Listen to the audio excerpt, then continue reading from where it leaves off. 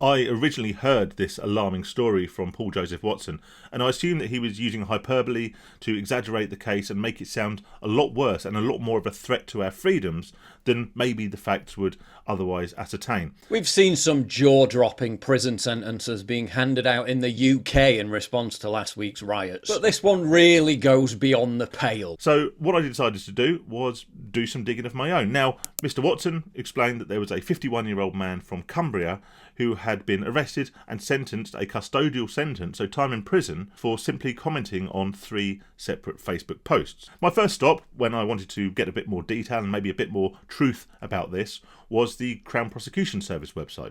Okay, now assuming this is all going to be basic bare facts about the offences and about the sentencing, seemed like a good place to start. The CPS website said that a man has been jailed today after pleading guilty to posting grossly offensive messages on social media.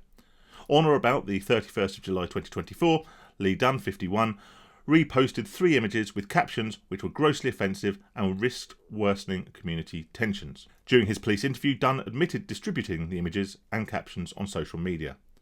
He claimed he was just following the herd, but when he saw the comments under what he'd posted, he knew it was a mistake and posted an apology message deleting the previous messages. He pleaded guilty at Carlisle Magistrates Court on the 12th of August 2024 and was jailed for 8 weeks. So that tells you basically, what his charges were for and the sentencing. What it didn't elaborate on was what the Facebook posts actually were and what it was that he commented which was deemed so offensive and likely to create racial and societal tensions. I had a look around at a few different news sources, and most of the mainstream, including the BBC and all the rest of it, refused or seemingly omitted to give any details as to what the guy actually posted that basically meant he deserved a bit of time behind bars. Eventually, I found a local news source, the Westmoreland Gazette, which did give a bit more information. Right, sorry to stop the video there, just want to quickly ask a very, very big favour. If you like these videos, do please hit the subscribe button. It's absolutely free, and if you change your mind and you get bored of me rambling on about random things,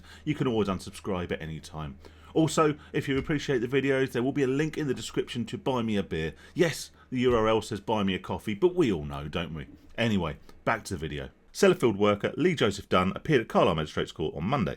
It said that Dunn pleaded guilty to 1 offence.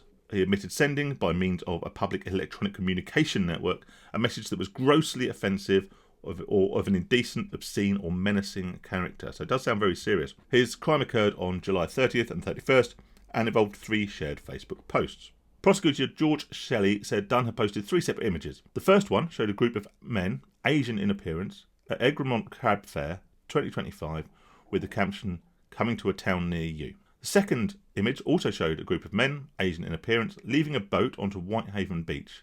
This, said Mr. Shelley, had the caption, "When it's on your turf, then what?" The final image showed a group of men, again Asian in appearance, wielding knives in front of the Palace of Westminster.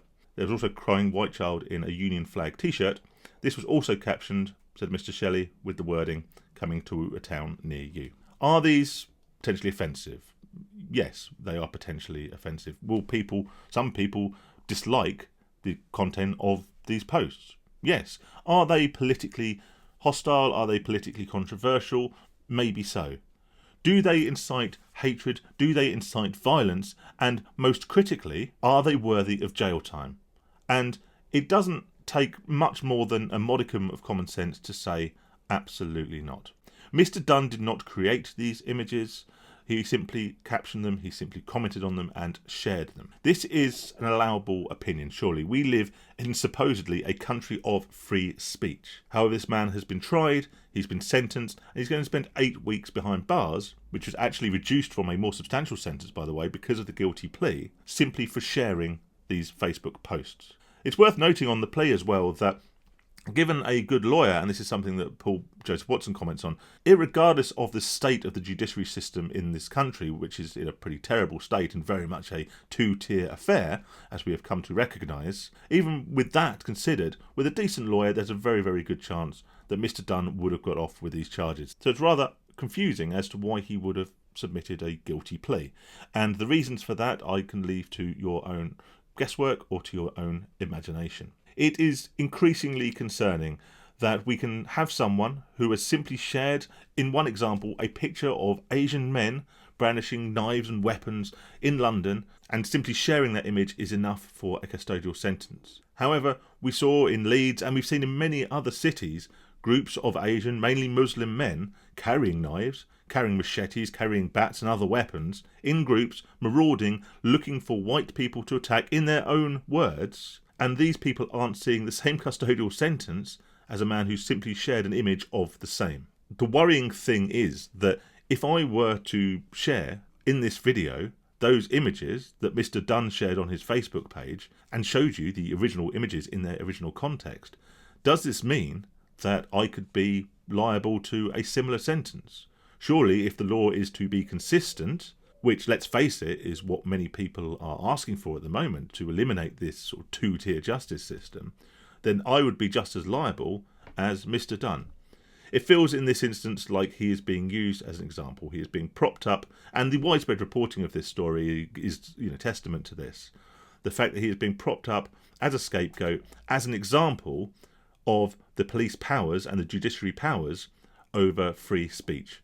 And I think, for that, we should all be very, very concerned.